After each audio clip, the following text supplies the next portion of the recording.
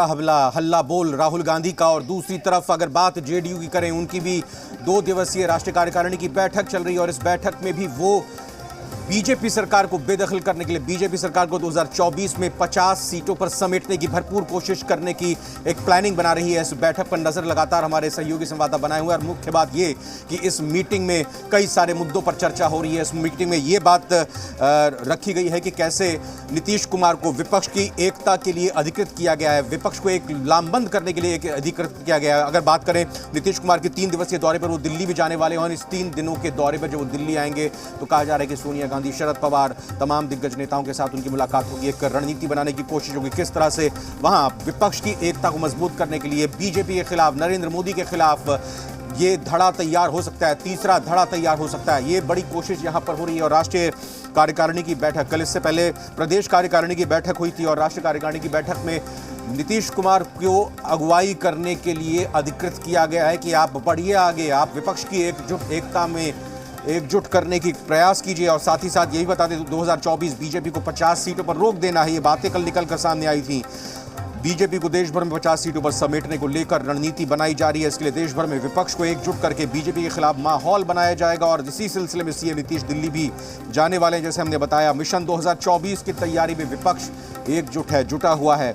8 सितंबर को एनसीपी प्रमुख शरद पवार से मुलाकात होगी, वहीं विपक्ष के कुछ बड़े नेता से भी सीएम की मुलाकात हो सकती है। विपक्ष को एकजुट करने के लिए अधिकृत किया गया। नीतीश कुमार पूरे देश का भी दौरा करने के लिए निकलेंगे। तैयारी बड़ी है, बड़ी तैयारी के लिए बड़ा प्रयास करना होगा। सवाल वही कि आखिर विपक्ष का पीएम कैंडिडेट कौन होगा, क्योंकि जेडीयू ने तो साफ कह दिया है कि सीएम नीतीश पीएम कैंडिडेट नहीं है। हालांकि कांग्रेस की तरफ से राहुल गांधी को ही पीएम कैंडिडेट बताया गया और उनका मानना है कि पीएम मोदी के सामने राहुल गांधी ही पीएम कैंडिडेट का एक चेहरा है।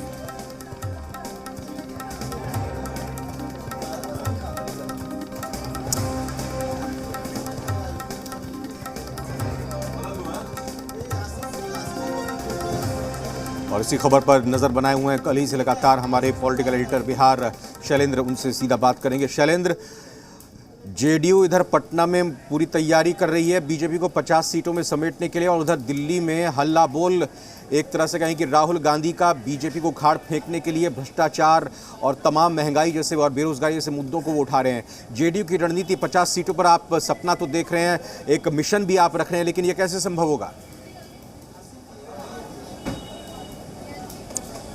देखिए, सब दल अलग अलग हैं और सब दलों की अपनी रणनीति है और जेडीयू की भी अपनी रणनीति है। हम लोगों ने अभी सुना किस तरह से जो राहुल गांधी हमला बोल रहे हैं केंद्र सरकार पर, महंगाई को लेकर, या कहें कि निशाना साध रहे हैं, किस तरह से जो सरकार चल रही है उस पर निशाना साध रहे हैं, आम लोगों की वो बात कर रहे हैं। लेकिन यहाँ जेडीयू की अपनी बैठक चल रही है और यहाँ पर बैठक में अब जो है मुख्यमंत्री नीतीश कुमार, जो उनके कहें राष्ट्रीय परिषद की बैठक है, लगभग 300 प्रतिनिधि इस हाल के अंदर मौजूद हैं और अब मुख्यमंत्री नीतीश कुमार अपनी बात रख रहे हैं।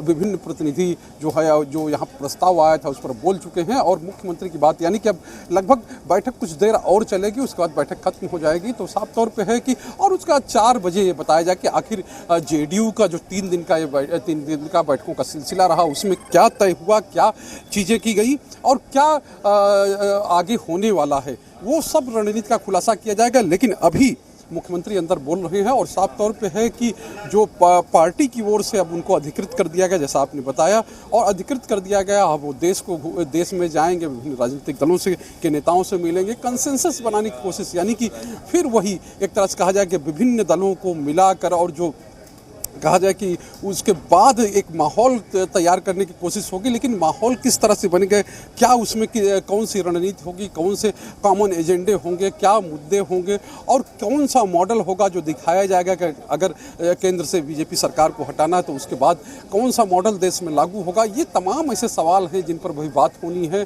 और ये सवाल शायद जो है जेडीयू को भी, जेडीयू के नेताओं को भी पता है और वो उस पर काम कर रहे होंगे। लेकिन जिस तरह से एक दौरा हुआ था उस समय हम लोगों ने कहा भी था कि जो मॉडल बनाने की कोशिश हुई थी और जो केसीआर आए थे, के चंद्रशेखर राव तेलंगाना के मुख्यमंत्री आए थे और उन्होंने अपना मॉडल चलाने की कोशिश की और बिहार मॉडल की बात उन्होंने की कि तो उस प्रेस कॉन्फ्रेंस में आपने देखा था किस तरह से कैसी प्रेस कॉन्फ्रेंस हुई थी, मुख्यमंत्री उठ गए थे और वो बैठा रहे थे। बिल्कुल, मैं आपसे फिलहाल यही कहूंगा कि आप शैलेंद्र नजर बनाए रखें आज इसकी इस राष्ट्रीय कार्यकारिणी की बैठक में अधिकृत तौर पर या unofficially behind the camera, of the camera क्या कुछ खबरें निकलकर सामने आती हैं, जरूर आपसे संपर्क करेंगे। फिलहाल बहुत बहुत शुक्रिया। एक महत्वपूर्ण खबर का रुख करेंगे।